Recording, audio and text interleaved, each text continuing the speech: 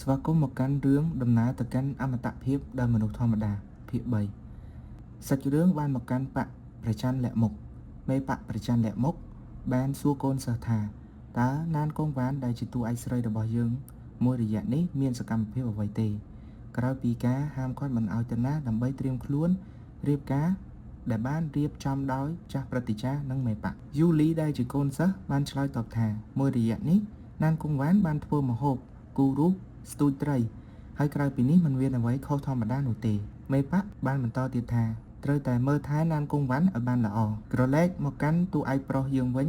ហានលីបានបន្លំខ្លួនធ្វើជាសមាជិកនៃបកប្រច័នលាក់មុខដើម្បីចូលទៅជួយណានកងវ៉ាន់គេចពីអភិវិពាប្រហែលជាហានលីចង់វាយយកកូនក្រមុំហើយមើលទៅមេបករងបេយីមានឈ្មោះថាអ៊ូផេងបានមកជួបជាមួយនឹងមេបកប្រច័នលាក់មុខប្រហែលជាមកពិភាក្សារឿងអភិវិពាណានកងវ៉ាន់យូលីបានយកនំមកឲ្យណានកងវ៉ាន់ដែលកំពុងតែអង្គុយលើដំបូលគយកូនប្រច័នម្នាក់ឯងយ៉ាងឯកាណានកងវ៉ាន់បានដឹងពីដំណឹងដែលមេបករងអ៊ូផេងបានមកកាន់បករបស់ខ្លួននិយាយអំពីរឿងរៀបការគេក៏មានល្បិចនៅក្នុងការបន្លំខ្លួនជាលូវីកិច្ចខ្លួននៅពេលនោះតែម្ដងព្រោះអាពាហ៍ពិពាហ៍នេះរូបគេត្រូវបានបង្ខិតបង្ខំរីឯហានលីវិញកំពុងតែត្រាច់ចរនៅក្នុងបកដើម្បីស្វែងរកណាងកងវ៉ាន់ដែលជីដាវហោះហានលីបានគិតនៅក្នុងចិត្តថា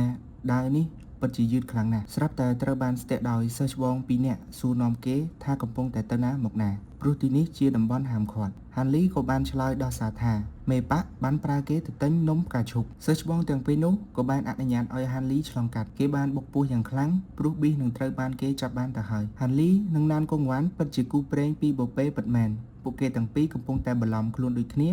កាន់កន្ត្រកនំឆ្ពោះទៅកាន់ទិសដៅដូចគ្នាទ្វារដូចគ្នាក្រោយបានឃើញគ្នានៅក្នុងចិត្តរៀងៗខ្លួនកំពុងតែរិះរកល្បិចកុហកគ្នាទៅវិញទៅមកដែលយើងអាចហៅកាត់បានថាស្នេហា fake to fake កំពុងតែនិយាយគ្នាយូលីរូបពិតបានមកដល់បើកទ្វារហើយធ្វើមុខឆ្ងល់ភ្នែកធំៗមិនបានមានរូបខ្លួនឯងមួយទៀតអញ្ចឹងណានកងវ៉ាន់បានប្រើយុទ្ធសាស្ត្រធ្វើឲ្យយូលីសន្លប់ដេកទៅនឹងដីបន្តមកគ្រឿងគេនឹងហានលីវិញគេសួរទៅកាន់ហានលីថាគេជានរណាហេតុអ្វីហ៊ានលួចចូលមកបករបស់គេបន្ទាប់ពីសួរប៉ុន្មានសំណួរហានលីនៅតែមិនឆ្លើយតាមត្រង់ណានកងវ៉ាងបានដកនៅវត្ថុទិព្វប្រចាំខ្លួនបំរុងនឹងប្រយុទ្ធជាមួយនឹងហានលីវត្ថុទិព្វនោះមានឈ្មោះថាកងភ្លើងមយូរ៉ាដោយសារតែកងភ្លើងមយូរ៉ាមួយនេះហើយធ្វើឲ្យហានលីបានស្គាល់ថានោះជាណានកងវ៉ានគេបានបំលែងទៅជារូបពិតរបស់គេហើយសំណេះសំណាលជាមួយនាងបានធ្វើឲ្យនាងភ្ញាក់ផ្អើលជាខ្លាំងដោយលាន់មាត់ថាមិនទៅជាលោកទៅវិញអ្នកទាំងពីរបានរកទីកន្លែងដើម្បីជំរឿនគ្នាទៅវិញទៅមកក្រោយខកខានបានជួបគ្នាអស់រយៈពេលជាង200ឆ្នាំនិយាយគ្នាចុះឡើងណានកងវ៉ានបានសរសើរទៅកាន់ហានលីថាទើបតែរយៈពេល200ឆ្នាំសោះហានលីបានហាត់វិជ្ជាគុណដល់កម្រិតវិញ្ញាណកូនក្មេងទៅហើយនៅក្នុងដែនដីធានណានបច្ចុប្បន្នគ្មានអ្នកណាជាគូប្រៀបរបស់គេទេមើលទៅហានលីបានដាក់ខ្លួនភ្លាមថាគ្រាន់តែជាសំណាងរបស់គេប៉ុណ្ណោះ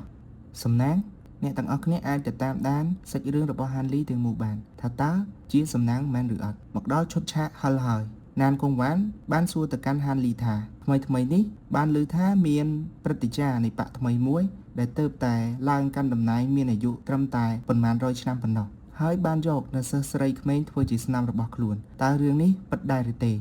ហានលីមានការគាំងជាខ្លាំង